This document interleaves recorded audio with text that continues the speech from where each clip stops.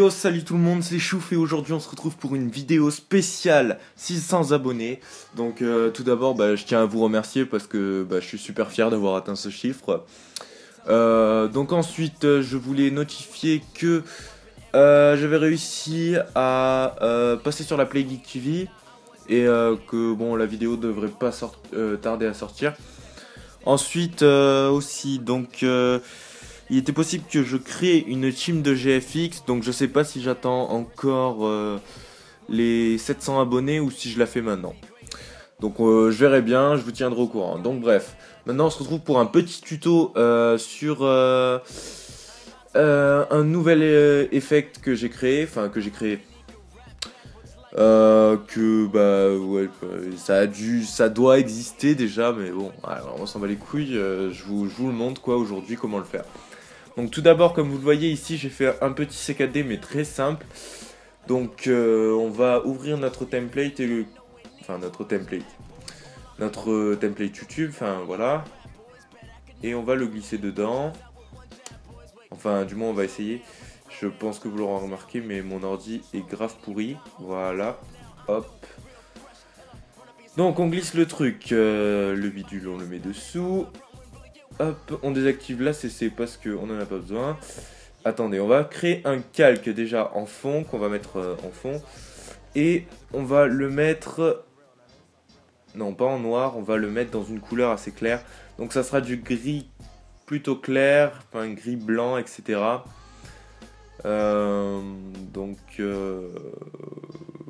Voilà, à peu près comme ça. Donc voilà. Ensuite, on va prendre notre chouf là, notre C4D, on va le redimensionner déjà, de façon à ce qu'on puisse le voir. Voilà. Donc ensuite, nous allons... je vais mettre à disposition, je pense, dans cette vidéo, un pack de splatters. Donc je vais vous montrer ce que c'est les splatters. Donc on va faire importer. Donc on va voir dans ressources Photoshop. Attendez, donc c'est le bordel. Ressources Photoshop. Je pense que j'ai dû le mettre dans GFX Pack. Non, pas dans Gravity Texture, dans GFX Pack. Ressources utiles. Donc je pense que j'avais mis dans Screenshot. Non. Si. Non. Ça va pas le faire par contre si j'ai perdu. Réalistique. Ah voilà. Dans Splatters. Donc ensuite ce qu'on va faire c'est qu'on va prendre les splatters bleus d'abord. Donc on va commencer par les bleus.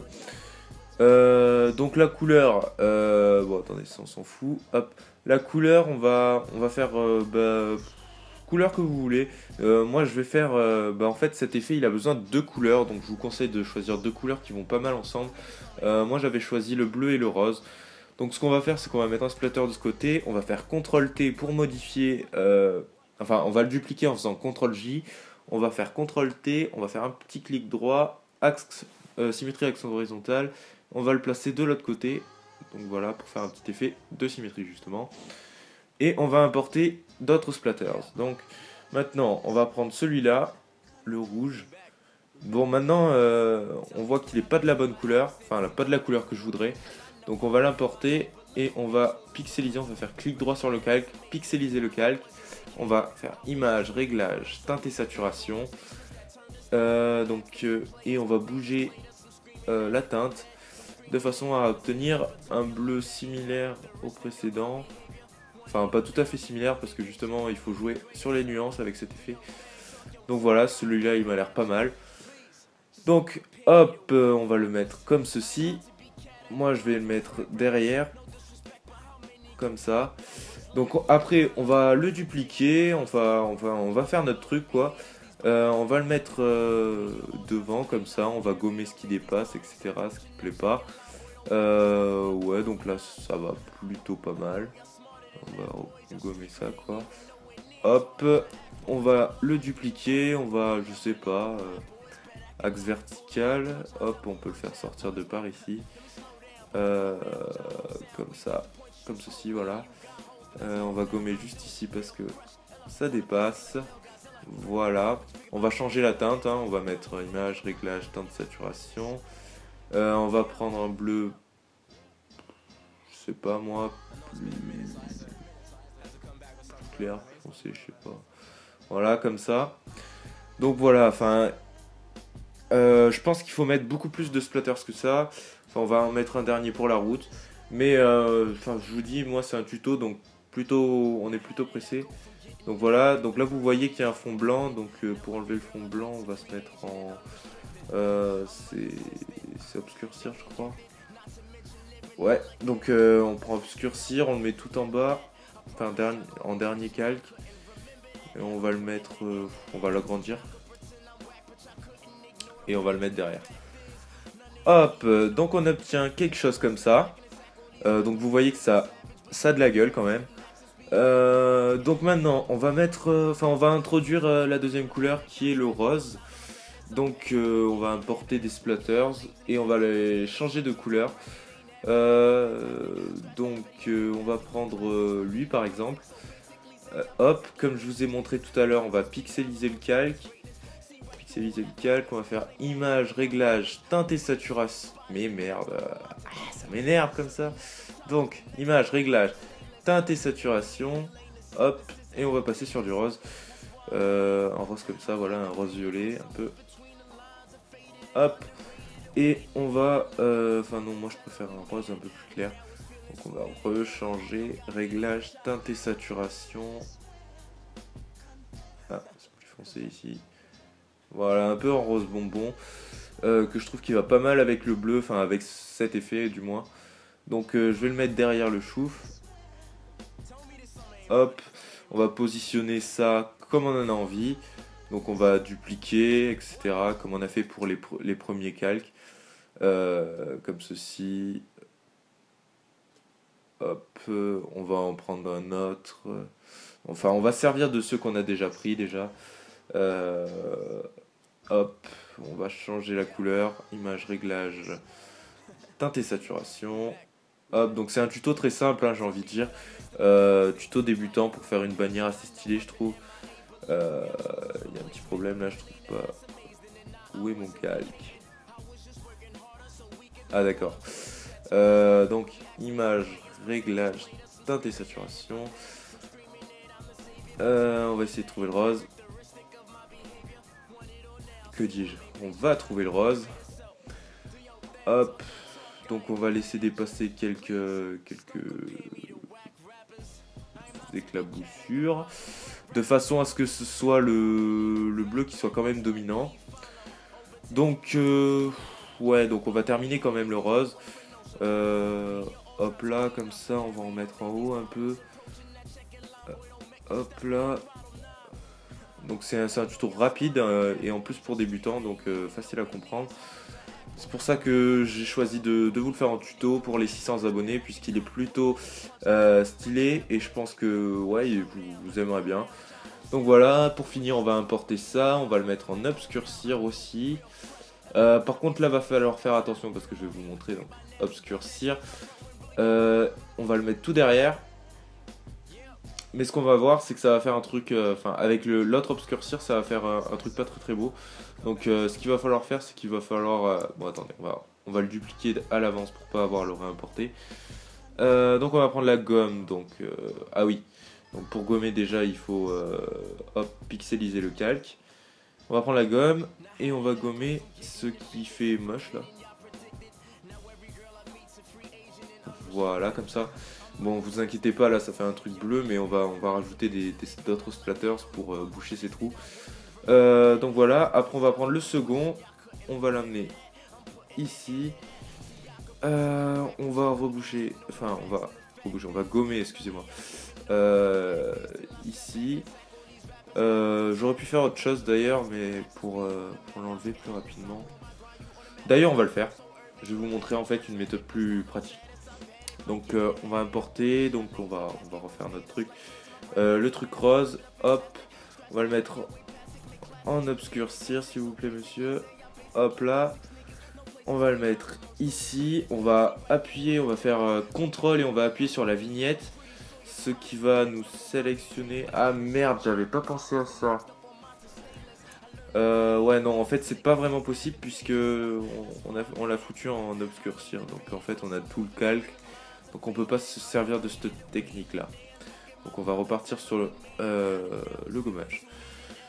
Donc, hop. Voilà, on a ça. On va le dupliquer. Hop. Symétrie horizontale. On va le foutre là. Hop. Ensuite, on va prendre des splatters pour boucher les trous. Donc, splatters là, très bien. Splatters, on les importe. Allez, allez, allez, allez. Go, go, go. Voilà, donc ce que vous pouvez rajouter aussi, c'est des splatters 2D. J'ai regardé si j'en ai, mais normalement je l'ai jeté, moi, le splatters 2D que j'avais. Ah, c'est con. Je vais regarder sur internet, je vais en choper un.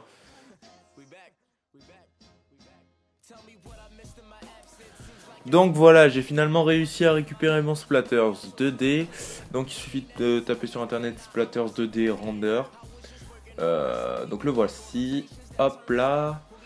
Donc on va changer les couleurs. Hein. On va le mettre en bleu. Enfin, on va le mettre une fois en bleu, une fois en rose. Donc ce que je conseille, c'est de le mettre tout derrière. Comme ceci. Et après, vous le placez comme vous voulez. Donc voilà, un ici. Un là. Donc vous allez prendre vous allez les prendre, les pixeliser quoi. Donc changer la teinte, comme j'ai dit, image réglage, teinte et saturation, non, ça ne marche pas. Il faut double-cliquer finalement, excusez-moi, je me suis trompé. Donc on double-clique dessus, on fait une incrustation aux couleurs. Et on va choisir une couleur similaire au rose qu'on a déjà. Rose bonbon, est-ce qu'on a un petit rose bonbon ou un petit bleu ici? Ouais, on va prendre un petit violet pour changer un peu. Allez, donc on prend un petit violet. J'ai dit un petit violet, merci. Voilà, donc ensuite, on le change de couleur lui aussi. On va le mettre en bleu, comme ceci. Hop. Comme ça, ouais, allez, comme ça. Et ensuite, ce que vous allez faire, c'est que vous allez prendre donc les deux splatters que vous venez de changer de couleur. Et vous allez les mettre en haut comme ça. Hop, un autre en bas comme ça. Et puis vous allez prendre le rose. Et pareil, vous allez en mettre un en haut comme ça. Et l'autre en bas comme ça. Et ce que vous allez faire, attention, hop, comme ça. Et ensuite, ce qu'on va faire, c'est qu'on va prendre les splatters 2D. Ouais, c'est eux. Et on va changer l'opacité. Non, pas... Oh, c'est pénible. Pas de tous. Seulement ceux qu'on a mis sur les côtés. Donc je pense que c'est eux, les 4 premiers. Non, c'est pas que les 4 premiers. Sinon, ça aurait été trop facile. Donc il y a lui. Et lui. Donc voilà, donc on les prend et on change l'opacité, donc de façon à ce que on les voit à peine, comme ceci. Donc voilà, donc maintenant on a vraiment la base de notre bannière. Donc maintenant ce que j'aime bien faire, c'est rajouter des flares. Donc on va importer. Donc ça c'est quelque chose que peut-être je mettrai en description aussi. Donc dans ressources Photoshop, je les ai mis. GFX Pack, ressources utiles et flares. Donc ouais, je pense les mettre sûrement à disposition. Donc pour les flares, on fait superposition ou éclaircir comme vous voulez. Ça fait un petit truc différent. Si je le trouve, il est passé où, dis donc. Ah d'accord, il est tout derrière, donc on va le mettre déjà, on va le remonter. Hop. Donc ça nous donne un petit truc comme ceci. Donc après, moi ce que je fais, c'est que je baisse l'opacité. Voilà, de façon à ce que les voit à peine aussi. Donc importer, donc vous prenez toutes sortes de flares. Donc avec ce style de bannière, j'aime bien prendre des rouges, des colorés, plutôt que des bleus en fait, parce que les bleus ça rend pas super bien finalement, on se rend compte. Donc hop, voilà le coloré. On va baisser l'opacité et on va en prendre un petit dernier pour la route. Donc écoutez, on va en prendre un joli. Joli, bien joli, bien joli. Donc j'ai un assez gros pack de flares, mais je vous conseille d'en avoir un à disposition puisque c'est pas mal utile, je trouve. Donc on va prendre celui-ci avec un effet, je pense que ça s'appelle un effet de lentille, je sais plus trop comment ça s'appelle. Bref, et on va le mettre comme ça. Écoutez, ça m'a l'air pas mal. Donc voilà. Donc vraiment là on a la base du background. Donc ce qu'on va faire maintenant, c'est qu'on va faire CTRL SHIFT ALT E. Enfin du moins pour ceux qui sont sur Windows. Ça va nous créer une fusion de tous les calques sans effacer les autres.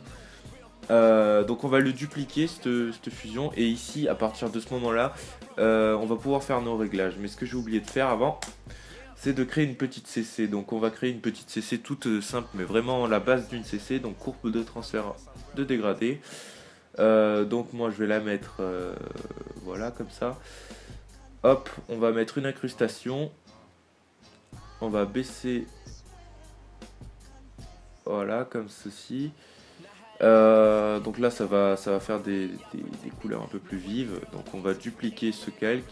On va mettre celui-là, voilà, comme ceci. Juste on va supprimer le vert parce que le vert j'aime pas là. Hop, supprimer le jaune aussi, je crois que c'est, voilà, comme ceci. Donc maintenant on va augmenter, waouh, pas à fond, on se calme. On se calme. Voilà, on va prendre ça, on va le redupliquer, on va le mettre en teinte cette fois-ci. Donc vous voyez que si on augmente, ça fait ça. Ouais, donc vous pouvez jouer sur les teintes aussi, hein, mais bon, moi je fais vraiment un truc bicolore, je préfère. Donc voilà.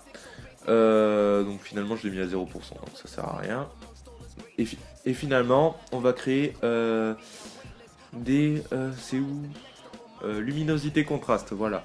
Un luminosité contraste pour rajouter du contraste, justement de la luminosité. Donc contraste, voilà comme ceci. Et un peu plus de luminosité. Donc le but en fait sur ce type de background, c'est de mettre pas mal de luminosité pour faire ressortir les couleurs, etc. Donc là je pense que je l'ai pas vraiment très bien fait. J'y ai pas passé beaucoup de temps, faut dire, donc c'est pas vraiment grave, c'est pour le tuto, pour vous montrer le principe en fait finalement. Donc voilà, donc finalement on fait comme je vous ai dit tout à l'heure, CTRL SHIFT ALT E. On prend le calque, on le fait passer au-dessus des CC bien évidemment. CTRL J, et là on va appliquer des filtres, donc par exemple un flou gaussien, voilà, assez important. Hop, on va gommer, parce que vous voyez que là c'est pas très beau. Attendez, je vais grossir juste la gomme. Hop, hop, hop. Vous gommez aux endroits qui vous plaisent. Donc ensuite on fusionne les calques. Hop, on reduplique. Donc filtre, ensuite filtre, on va mettre un flou radial. Donc le flou radial que je trouve assez stylé, donc avec le zoom. Voilà, ça va vous donner un truc tout pas beau. Attention, voilà. Donc on va gommer sur les côtés pour faire style, c'est la peinture qui sort du logo. Donc voilà. On va fusionner ces calques, on va redupliquer. Ensuite, qu'est-ce qu'on pourrait rajouter? On va rajouter galerie des filtres. On va rajouter un petit filtre de contour. Donc voilà, contour lumineux. Hop, on va mettre en superposition. Ça va donner de la luminosité encore. Et on va diminuer. Voilà, comme ceci. Ça c'est vraiment important, je trouve que ça rend le background plus joli. Donc on fusionne. Et pour terminer, donc pour terminer, je vais remettre un...